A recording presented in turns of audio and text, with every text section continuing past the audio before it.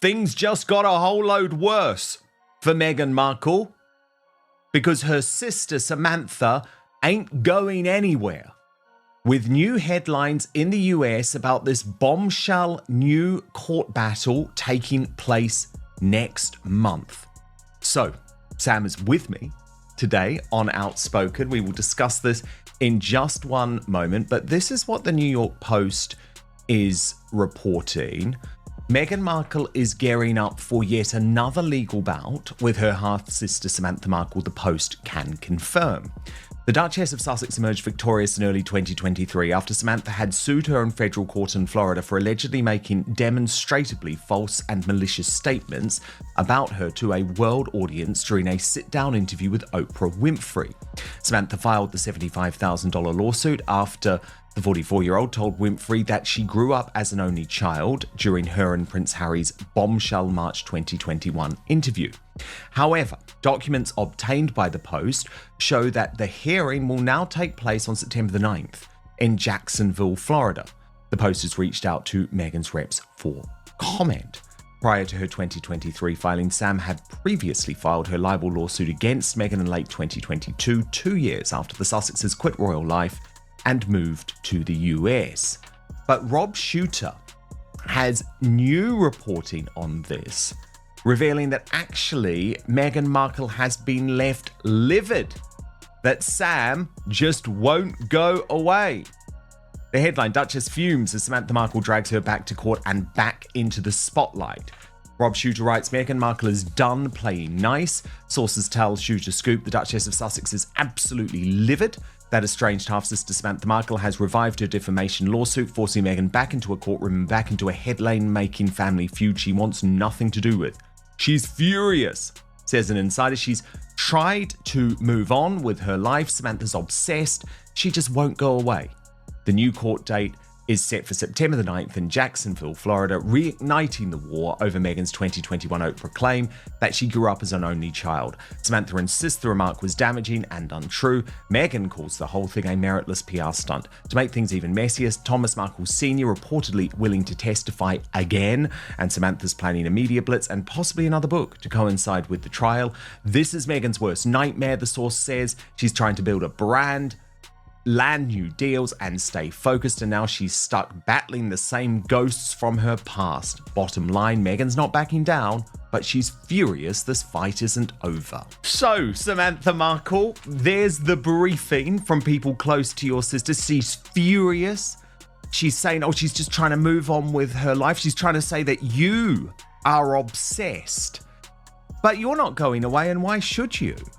Reports are swirling that Meghan Markle could soon face the one person she's tried hardest to keep out of the spotlight, her own father, Thomas Markle, inside a courtroom. Multiple outlets claim Thomas is prepared to testify if called, and that prospect alone has royal watchers on edge. Meghan has a track record of confronting the press in court, but this time the potential witness isn't a tabloid editor, it's family. If Thomas takes the stand under oath, the stakes move from PR management to sworn testimony, and that could shake the image Meghan has so carefully curated. Well, it's not a matter of not going away. It's that in Netflix and Oprah and some other stuff, horrible things were said about me that weren't true. And, even though it's not defamation item by item, all things taken together, she had executive control. They were purposely put there, in my opinion, to make me look bad, which incited violence against me. It hurt it was a character assassination and damaging to me in a lot of ways. And so I don't, it's not like she came out and publicly said things. She doesn't come out and publicly say things, as a royal and with her PR and with her staff. She has other people put that out for her. And in my opinion, that doesn't make her any less culpable.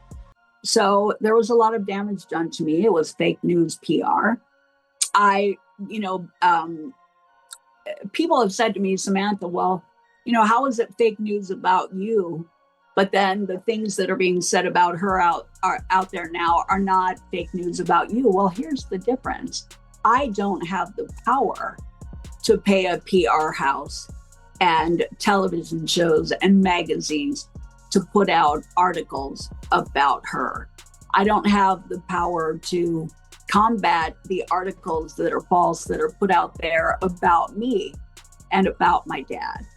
She does. And so there's no one on this planet that can tell me with her ego that the articles that go out about family aren't directed by her or approved by her, because she does hold the PR cards. I do not. And that's the difference. So, small towns in Poland, remember that fake article that said Samantha's on a fixated persons list? I got proof from Scotland Yard and Met Police that never existed. I was never in their computer, and it's still in a Google search. I don't have the power to remove it. And there's an article out there that said that was at the behest of her protection officer, who allegedly went to Roy Anika and put that fake article out there. Who's the royal editor of the Sunday Times?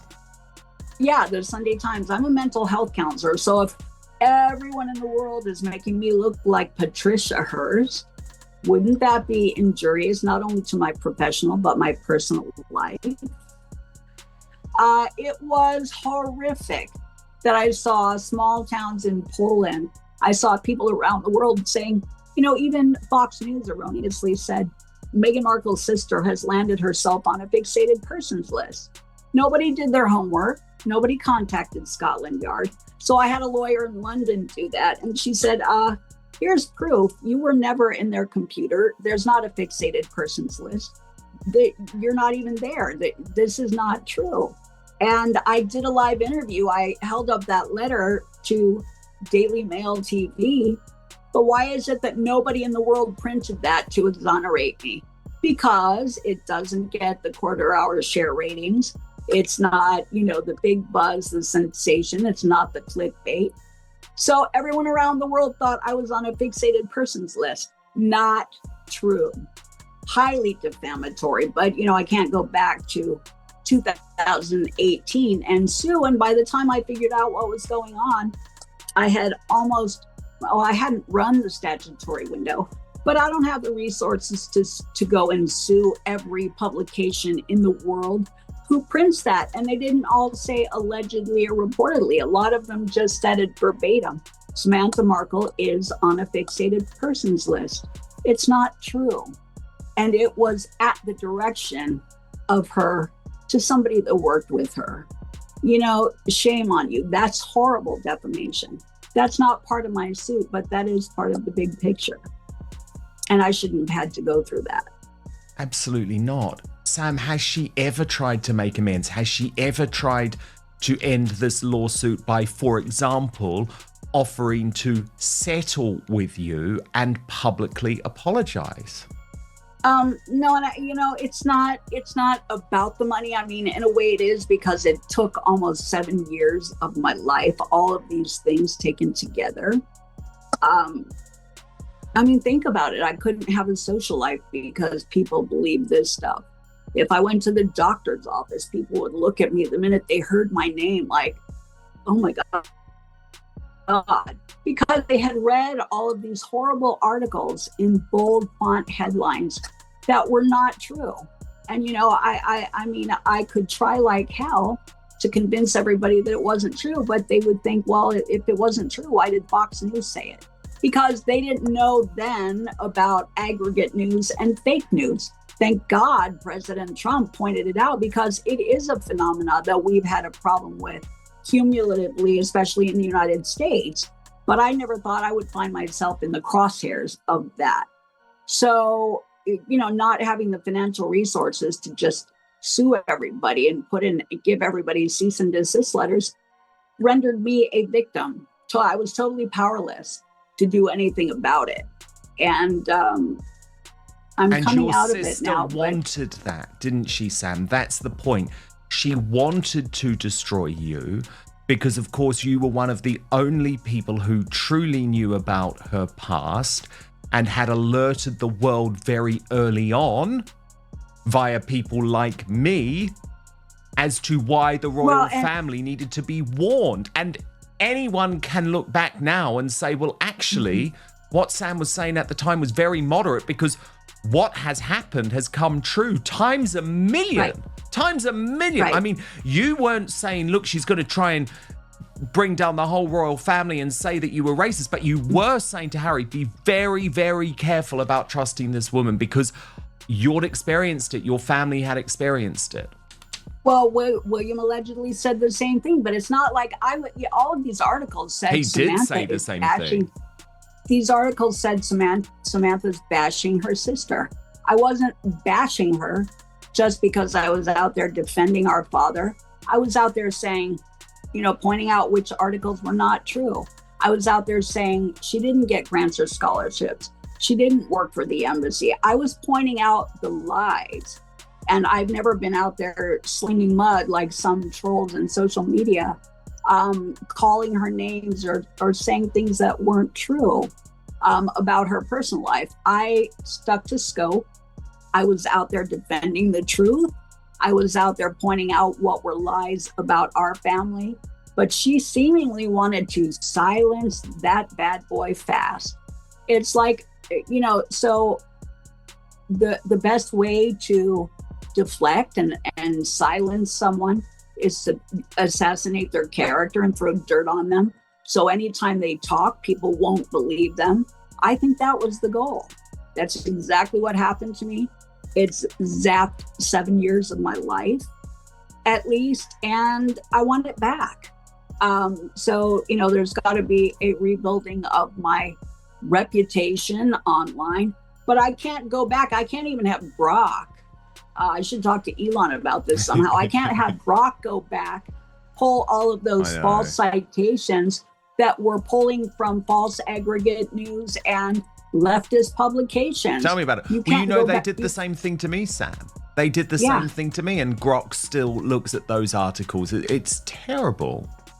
You can't remove all those. And so how is AI ever to move forward with fresh, truth-based information while all of that is still in the archives in cyberspace?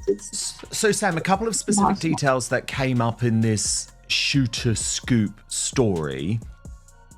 He reported that your dad is willing to testify again. Is that true? Because, of course, since the last trial, he has had this really debilitating stroke and is, of course, currently in the Philippines. He's actually doing better. Thankfully, the area, and I'm sure he wouldn't mind me mentioning this, the area of the brain that was damaged wasn't the part of his brain that associates and recognizes words and things. It was the production part of his brain, the part of the brain that controls the motor and the tongue. So being able to say the words was more of a physical thing. So yes, he is cognitively high functioning again, albeit tired, as anyone would be at his age. But, I'm sure it's bittersweet, but yeah, he said before he'd be willing to testify because the truth is the truth. Thomas Markle has always claimed that Meghan cut him out of her life once she married into royalty. He says he was shunned, humiliated, and left out in the cold. Meghan, of course, has painted a very different picture, suggesting her dad betrayed her by speaking to the media. But imagine this, all that dirty laundry aired in front of a judge, jury, and the world. Letters, private conversations, accusations. Once it's in court, it all becomes public record. And Meghan can't spin that away with PR statements or Netflix documentaries.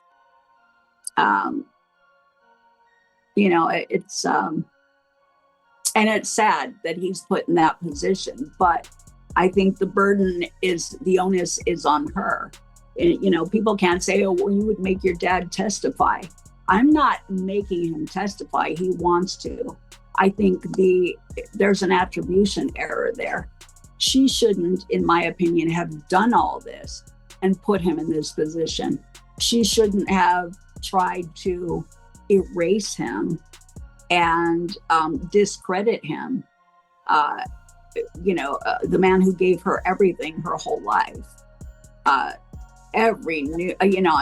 This is rhetorical. Every nuance, every dance class, every moment, not just paying for everything, but being there, being the consummate hands-on dad. How can she take that away from him and act like it doesn't exist? Without dad, sunshine, you would be nothing. That's my opinion. He hooked you up with Northwestern. Many of the alumni reportedly worked on suits. You wouldn't have met them if dad had not paid for all of the classes, had you hang out at the studios at ABC. Dad gave you everything that you are. And when you got to a point where you felt you were successful and you thought you could run with the ball on your own, you decided to shut his part of the game down, shut him out as a player in your life, thinking that, you could be the whole team. Well, how's that working out for you? Because it didn't put you in a favorable public light. I think a lot of the controversy is that the jig is up. People have your measure, and you can't treat people like this to get ahead. It would have been much easier just to be honest, appreciative, real, truthful, and not self-centered, giving in the real sense, whether it's as a humanitarian in all of your social endeavors or in your personal life. And, I wonder if people like Chrissy Teigen and Jamie Kern-Lima, I wonder if they have the ability to think about that and to wonder if they are next to be markled or ghosted. They would have to be stupid, in my opinion, not to get it. If you want to see how someone's going to treat you, watch how they treat everyone else in their life.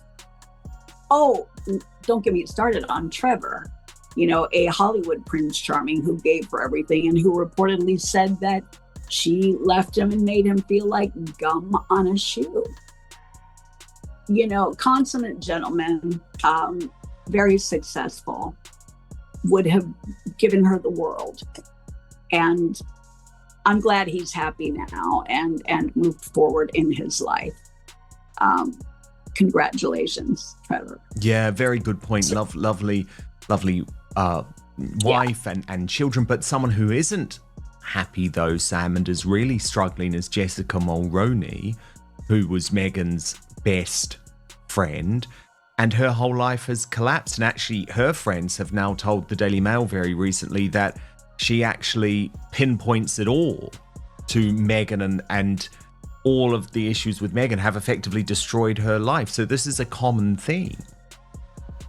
See, I think it's weird. I kind of take issue with attaching to new people and all of a sudden they're your BFF.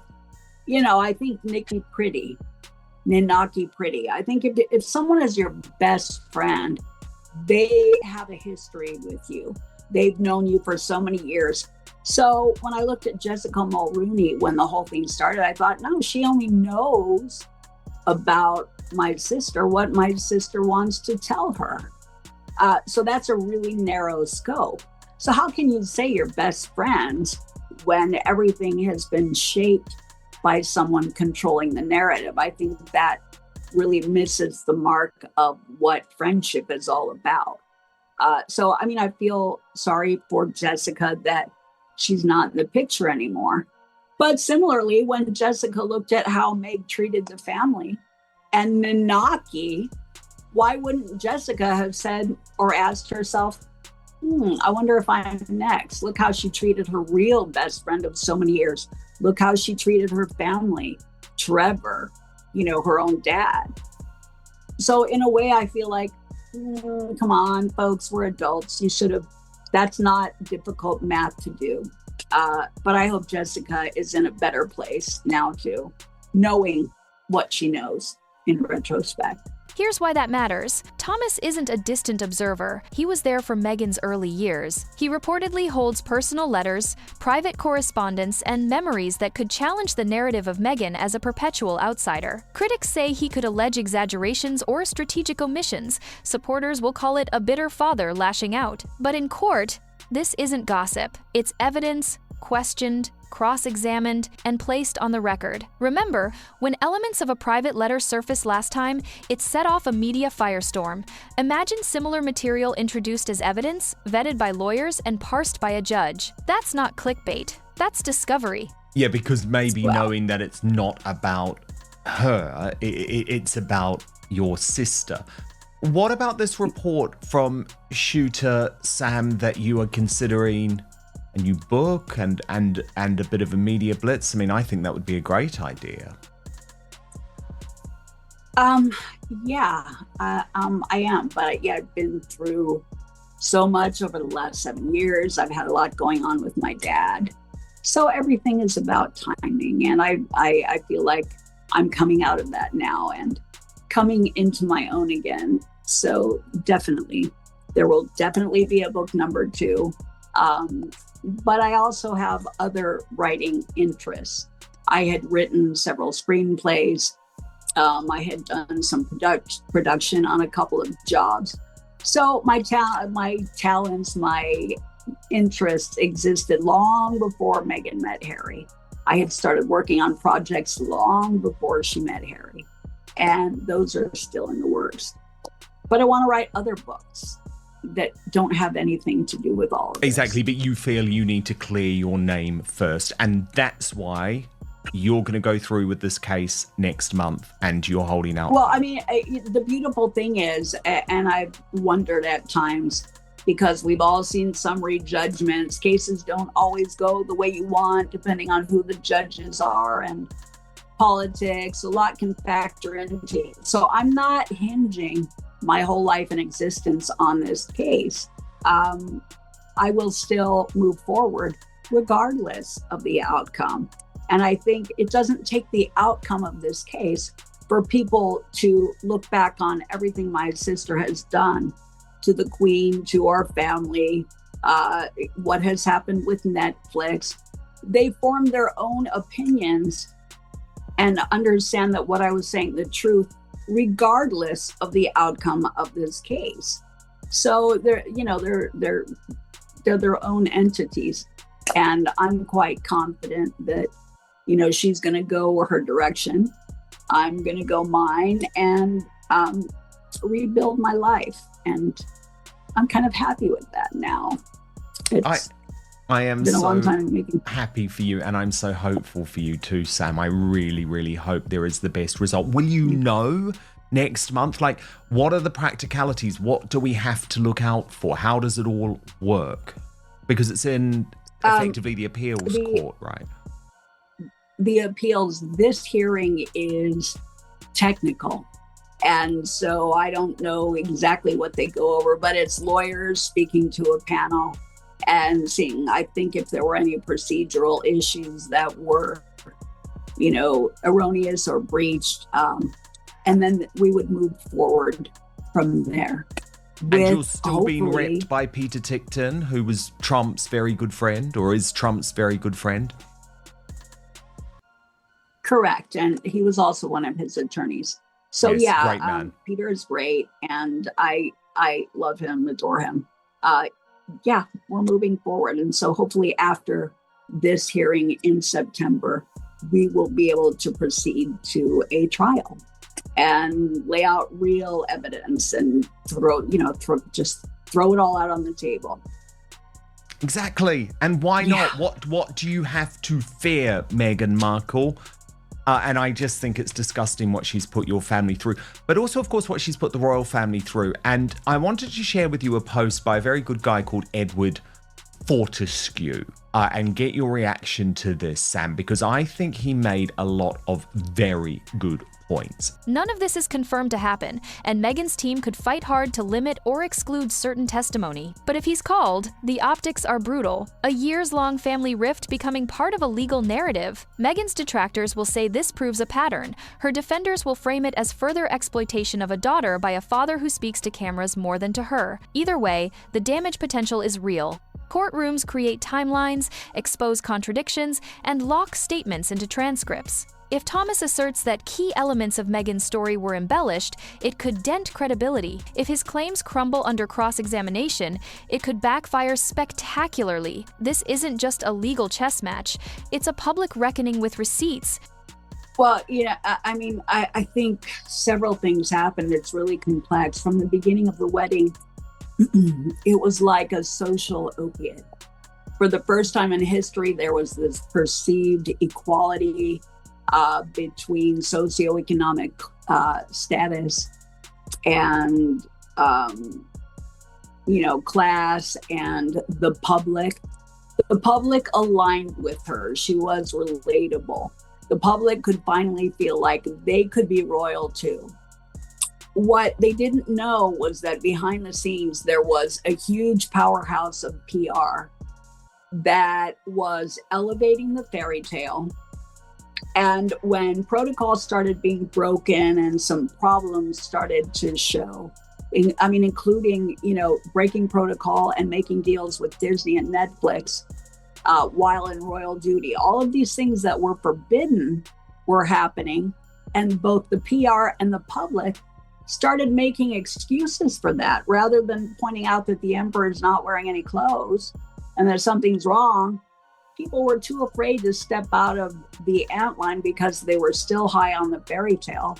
They didn't want to find themselves in cognitive dissonance going, wait, this doesn't jive. This is not, my feelings are weird. And since I've been rooting for her all along, if I jump out of the antline, then I have to admit I was rooting for the wrong team. So I'm going to keep my teeth in that fairy tale and defend her at all costs. But it was weird for me when they started defending her to the extent that they were ignoring, in my opinion, her abuse and disregard for the woman at the top of the hierarchy. The Queen of England was dying of bone cancer. My sister was mocking her on Netflix and something as important as a curtsy. And the public were rationalizing that and defending it as, oh, she didn't mean it like that. Oh, she's just being her cool, silly self. Oh, it wasn't. No, it was a vile, horrific, hurtful mockery of something really important and of a woman who is important on the global stage. And the public started making excuses for her.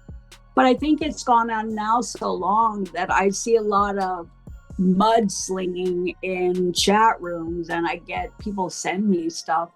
A lot of those people that were yes women and who were high on the royal fairy tale are dropping off.